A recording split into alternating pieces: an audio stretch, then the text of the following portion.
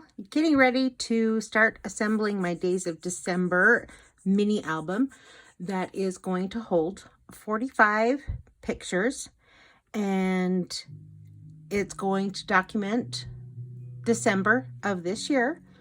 So I've already sliced, diced, and put into a pile all of the pieces, parts, and bits.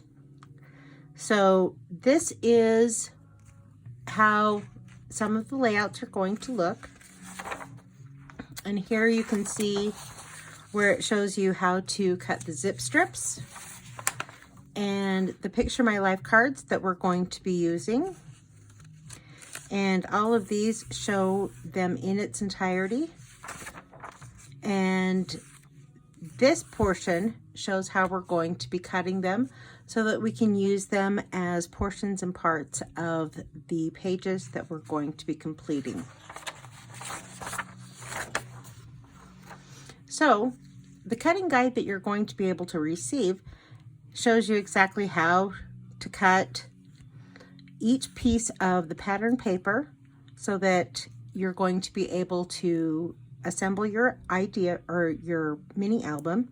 And it shows you how you're going to put the paper into the trimmer so that all of the borders or all of the place cards are going to fit and cut appropriately.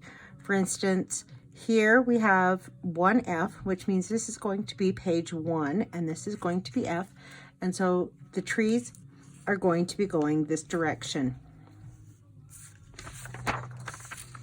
As you can see, I've made certain that I've checked off everything that I've already cut, and I have already had the thin cuts made.